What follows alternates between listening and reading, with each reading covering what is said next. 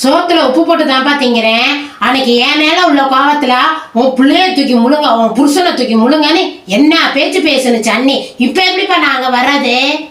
அதெல்லாம் விடுமா. இப்போ உன் அண்ணி ஆப்ரேஷன் பண்ணி படுத்திருக்காமா, ஏதோ கோவத்தில் பேசிட்டாமா. அப்ப கோவத்துல பேசுறதுக்கு ஒரு நாக்கு, சிரிச்சு பேசுறதுக்கு ஒரு நாக்கா? நாங்க வரலப்பா. நாக்கு ஒன்று தான், மனசு ஒன்று தான். ஆனால் அந்த ஒரு மனசில் தான் மறக்கவும் மன்னிக்கவும் பழகிக்கணுமா. அப்பா உங்க அளவுக்கு நான் பக்குவப்படல, நான் வரல, என்னை விடுங்க. நீ போய் கூப்பிடு சரவணா. நீ கூப்பிட்டேன்னா தட்டாமல் உன் தங்கச்சி வருவாங்கிற நம்பிக்கை எனக்கு இருக்குது. நீங்கள் ஒன்றும் கவலைப்படாதீங்கப்பா. லதாவை என்ன பேசி எப்படி பேசி வரவழைக்கணும்னு எனக்கு தெரியும்.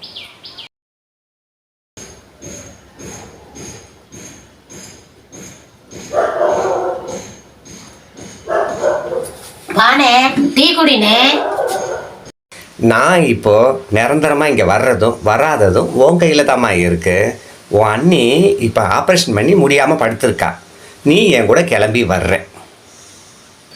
முடியாதுண்ணே, அந்த அளவுக்கு அண்ணி என்னை திட்டிருச்சு.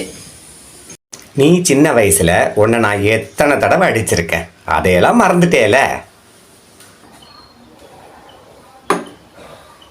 அண்ணே, நீ என்னை கையால எவ்வளோ அடி அடிச்சிருக்க.